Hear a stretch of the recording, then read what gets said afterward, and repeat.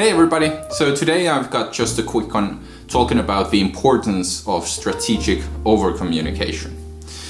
And the way I think about this, and this might be a term that's not widely used, to say the least, but the way I think about this is that as an organization grows, like our organization is growing right now, we've grown from one person to about 30 in about two and a half years. So we've recognized that as an organization grows, the complexity in an organization grows. Also, and it's tempting with communications, so with day-to-day communications and also with communicating strategy to the people in your team. It's easy for that communication also to increase in complexity. And I've actually come to realize that this is not the case. So as teams grow and as complexity increases in a business or in whatever organization, the communication actually has to get clearer, more concise, and there has to be more of it, essentially.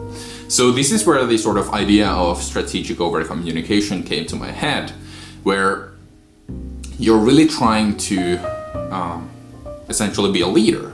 Because what's the job of a leader? The job of a leader is to inspire, of course. And how do you inspire anybody to do anything? Inspiration is really about communication. So the more you communicate, the more you inspire. And when organizations don't inspire their employees, they're really at a risk of playing what Simon Sinek calls the Noninfinite Game. I'm trying to remember the actual term that I used, but essentially there are infinite games and then there are games with a definite ending. So that's what I'm referring to, and essentially the argument is that if you want to play the infinite game, where the goal is not to win a match or have more revenue or have more of anything, the goal is just to exist for as long as physically possible. In that kind of a game, it's really important to inspire the people around you to do the work and to make an organization that's actually long-lasting and might have some effect in the world for a positive change.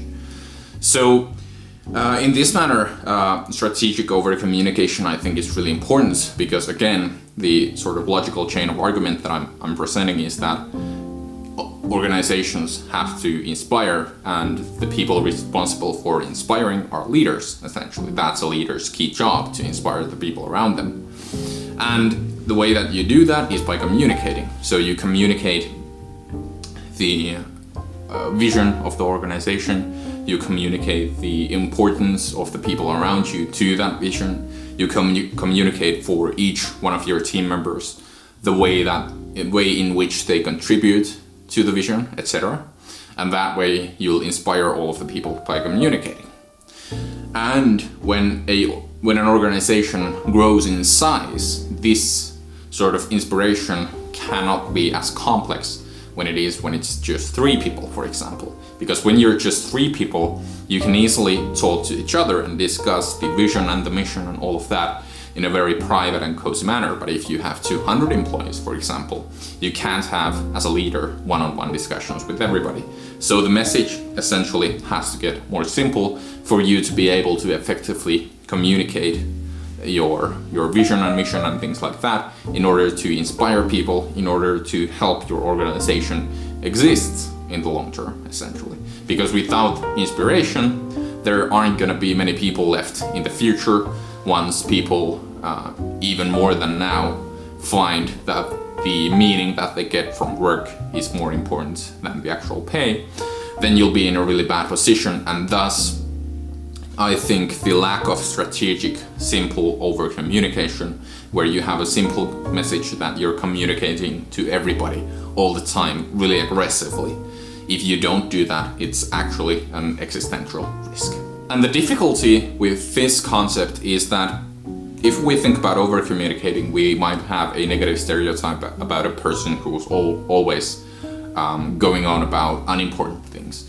But I really think that in an organization, especially as a leader, it's really easy to under-communicate, because typically leaders fail to realize how big of a part just communicating place in their day-to-day life.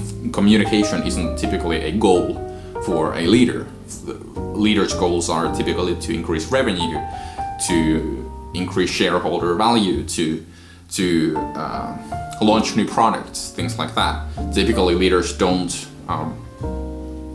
assign themselves goals of trying to better communicate the organization's vision, although that might be actually more important in the long term than launching new products, etc.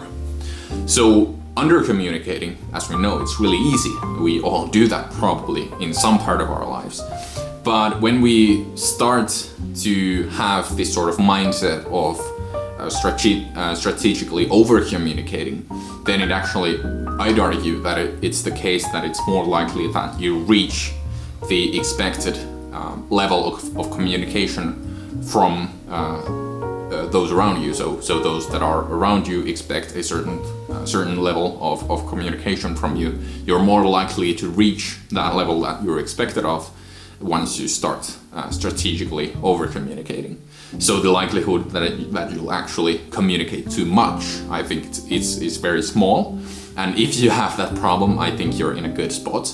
And that problem is much easier to solve than under-communication. So this was just a quick video talking about a topic that I've thought about recently very much, and I'd love to hear your comments about this idea and see if it resonates with any of you.